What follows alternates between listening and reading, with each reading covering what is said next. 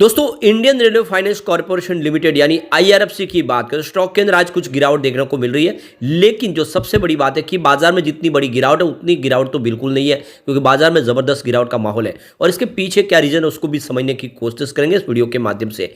क्या इस समय आईआरएफसी में इन्वेस्टमेंट करना चाहिए? बजट के पहले स्टॉक बहुत जबरदस्त दौड़ चुके हैं, अभी फिलहाल यहाँ पे थोड़ी सी थकान है स्टॉक दिख रहे हैं, लेकिन क्या जल्दी यहाँ पे फिर से एक शानदार तेजी बनेगी? समझेंगे। जो बड़े डील गए वो क्या इशारा करिए, बड़े फंड हाउस का रुझान इस समय स्टॉक को लेकर क्या पॉजिटिव है या फिर वो बिकवाली कर रहे, समझने की कोशिश करेंगे। और क्या रिजल्ट के पहले हमें खरीदारी कर लेनी चाहिए आईआरएफसी में? आईआरएफसी जो बहुत जल्द निफ्टी नेक्स्ट 50 इंडेक्स का हिस्सा भी बनने जा रहा है, क्या उसके बाद में एक शानदार तेजी की संभावना बनेगी? जानेंगे इस वीडियो के माध्यम से। लेकिन फ्रेंड उससे पहले अगर आप पहली बार हमारे चैनल पे आए तो चैनल को सब्सक्राइब कर दीजिए, एक बेल आइकॉन दबा दीजिए ताकि जब भी नया वीडियो बने पहला नोटिफिकेशन आपको मिले। वीडियो पसंद आए तो लाइक से जरूर कीजिए। चलो फ्रेंड्स वीडियो स्टार्ट करते हैं। मैं हूँ आपका दोस्त एस बी दवे और हमारे अपने चैनल ऑनलाइन कमाई में आपका बहुत बहुत स्वागत है। तो सबसे पहले अगर हम बीएसई सेंसेक्स की बात कर ले तो इस समय लगभग 2-2:30 बजे के आसपास का टाइम है। बीएसई सेंसेक्स 71,527 के स्तर पर है, जहाँ पे 624 पॉइंट की बड़ी गिरावट देखने को मिल रही है, यानी 0.87% की गिरावट है बीएसई सेंसेक्स में।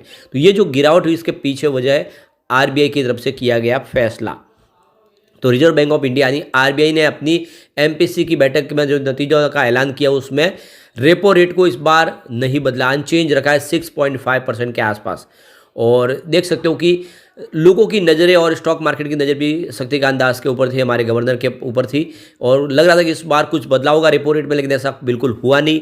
रेपो रेट को फिर से देखो बिना टच किए रखा गया, यानी 6.5% के आसपास का स्थिर रख दिया है, और इसने माहौल को बिगाड़ा और बाजार में गिरावट का माहौल बन गया।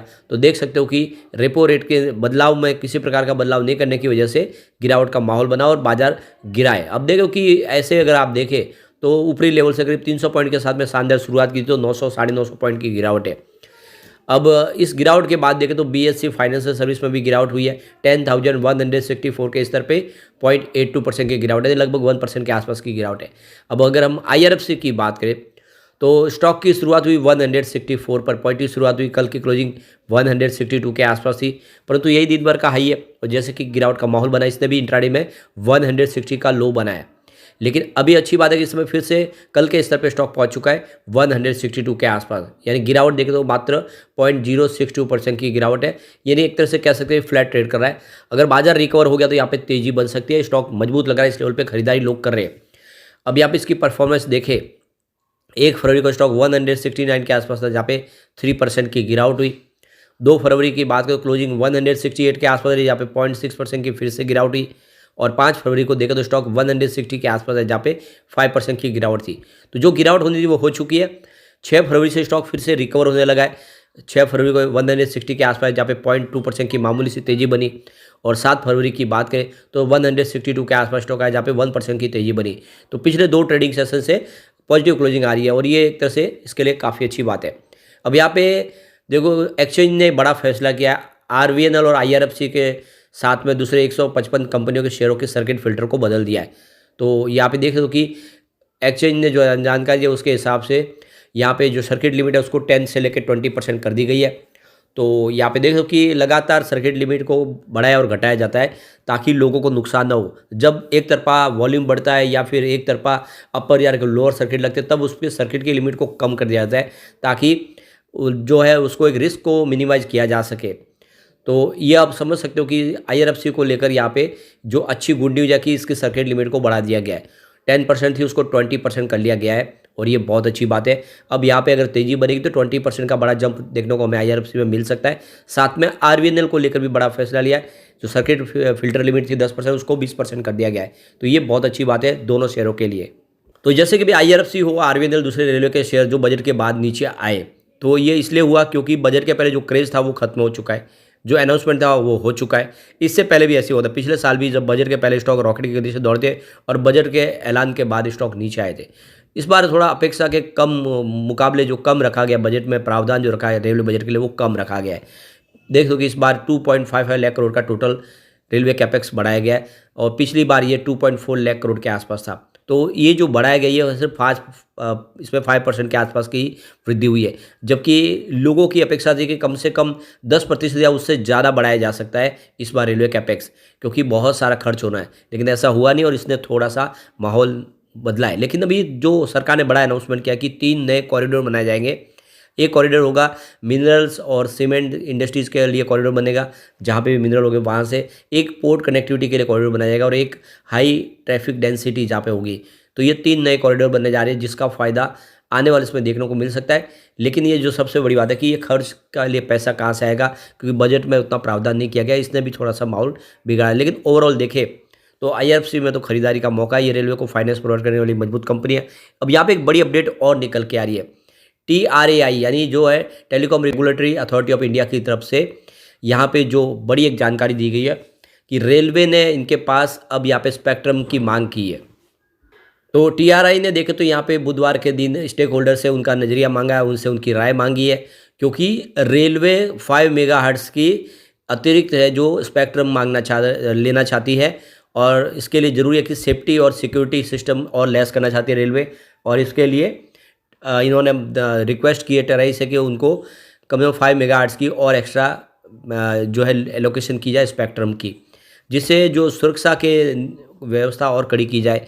बहुत सारी ट्रेन है जिसमें रेलवे सेफ्टी के ऊपर ध्यान दे रही है, तो जिसमें आप देख दो कि रेलवेज है NCRTC और RRTS मेट्रो रेल के नेटवर्क के लिए कनेक्टिविटी मजबूत करने के लिए और सेफ्टी के लिए एक्स्ट्रा स्पेक्ट्रम की जरूरत है, और ये इसको मिलता हुआ दिखाई देगा जल्दी। तो कुल मिला के रेलवे काफ़ी ज़्यादा खर्च कर रही है। ये करीब स्पेक्ट्रम का जो कीमत इस समय देखें तो 19,600 करोड़ रुपीज़ के आसपास का स्पेक्ट्रम रेलवे ने मांगा है, और जो कवच की टेक्नोलॉजी है उसको और मजबूत बनाना है। लगातार जो एक्सीडेंट की घटनाओं को रोकने के लिए कवच टेक्नोलॉजी लाई गई है, उसको और मजबूत किया जाएगा। इसके अलावा IoT service, passenger information display system, ये सारी टेक्नोलॉजी को लेस करने के लिए स्पेक्ट्रम की ज़रूरत है रेलवे को। तो कुल मिला के ये जो खबर है ये बहुत ज़्यादा पॉजिटिव है, और इसका मतलब ये है कि बहुत सारा खर्च होने वाला है। ये 19,600 करोड़ का स्पेक्ट्रम है, जिससे रेलवे की सिक्योरिटी और मजबूत की जाएगी। एक बड़ी अपडेट और निकल के रेलवे के मिसमैनेजमेंट की वजह से जो हाजीपुर और सागुली प्रोजेक्ट है वो बहुत महंगा हो चुका है। 2003-4 में जब इसकी कॉस्ट रखी गई थी, एस्टिमेटेड कॉस्ट थी वो 24.66 करोड़ के आसपास थी, जो 2019 में बढ़ के 2066.7 करोड़ के आसपास आ गई, यानी कई गुना बढ़ गई है। और अब कैग की रिपोर्ट के अंदर इसका खुलासा हुआ है, लोकसभा में इसकी जानकारी दी गई है कि बहुत महंगा हो गया प्रोजेक्ट, क्योंकि रेलवे ने समय पर ज़मीन का अधिग्रहण नहीं किया और जो पूरा प्रोसेस था उसको फॉलो नहीं किया। इस वजह से ये बहुत भारी नुकसान हो रहा है, यानी जो प्रोजेक्ट 24,000 करोड़ में कंप्लीट होना वो 2,000 करोड़ तक पहुंच गया है। तो ऐसे में रेलवे को काफ़ी नुकसान हुआ है। पहले रेलवे के लिए जो फैसले लिए जा रहे थे वो सही नहीं थे, और इसी वजह से बहुत सारे प्रोजेक्ट लॉस में चले गए, और इससे रेलवे भी पूरी लॉस में आई। लेकिन अब देखें तो पिछले कुछ सालों से रेलवे शानदार प्रॉफिट में भी आ गई, और रेलवे से लोगों को भी बेनिफिट हो रहा है, क्योंकि बहुत सारी नई फैसिलिटीज़ ऐड की जा रही है, नई ट्रेनें आ रही है। तो कुल मिला के अब तेज़ी आनी शुरू हो चुकी है इसमें। अब चलते हैं कुछ बड़ी डील की तरफ, जिसकी वजह से ये अप डाउन देखने को मिला। तो सुबह 9:19 पर 162 की प्राइस से 1,31,000 शेयरों की एक प्रॉफिट बुकिंग हुई। फिर 9:20 पर 161 की प्राइस से 1,19,000 शेयरों की एक प्रॉफिट बुकिंग और हुई। उसके बाद 9:22 पर 162 की प्राइस से 1,10,000 शेयरों की खरीदारी हुई।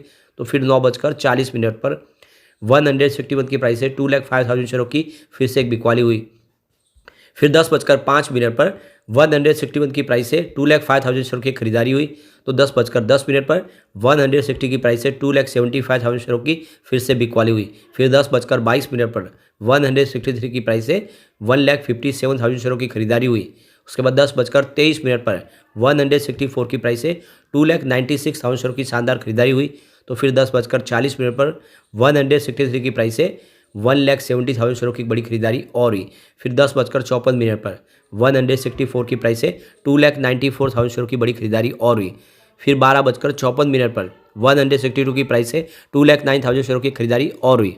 तो कुल मिला के देख सकते हो कि डील काफ़ी अच्छी हो रही है, खरीदारी हो रही है। इस वजह से गिरावट की संभावना कम दिख रही है। बड़े फंड हाउस इस लेवल पे नीचे का फायदा उठा के खरीदारी कर रहे हैं। कम्युनिटी सेंटीमेंट भी स्टॉक के साथ बना हुआ ये भी दिखाई दे रहा है। 85% बाई की कॉल है, 15% सेल की कॉल है। यानी लोगों का काफ़ी अच्छा रुझान स्टॉक के साथ बना हुआ। 100 में से 85% लोग लेना पसंद करें इसको। एक बार पिवोट लेवल को भी चेक कर लेते हैं। यहाँ से गिरावट होती है तो 159 का पहला सपोर्ट है, टूटा तो 156 तक स्टॉक जाएगा। गिरावट और हुई तो फिर 153 तक जाने की संभावना, 150 तक जाने की संभावना। पॉजिटिव माहौल बना तो 165 का फर्स्ट रेजिस्टेंस है, इसको पार किया तो 168 तक जा सकता है। तेजी और बनी तो फिर 171 तक जाने की संभावना है। तो कुल मिला के खरीदारी का अच्छा मौका है। आने वाले समय IRFC आपको माल कर देगा और जैसे रिजल्ट आएगा, रिजल्ट इसको हम डिस्कस करेंगे, रिजल्ट बेहतर रहने की उम्मीद है इस बार पूरी। लेकिन फ्रेंड, कोई भी इन्वेस्टमेंट करने से पहले अपने फाइनेंशियल एडवाइजर से बारे में ले ले या अपना खुद का रिसर्च करें, क्योंकि मैंने वीडियो आपके एजुकेशनल पर्पज़ के लिए ही बनाया। वीडियो पसंद आए तो लाइक शेयर जरूर कीजिए और चैनल को सब्सक्राइब कर दीजिए। Thank you friends.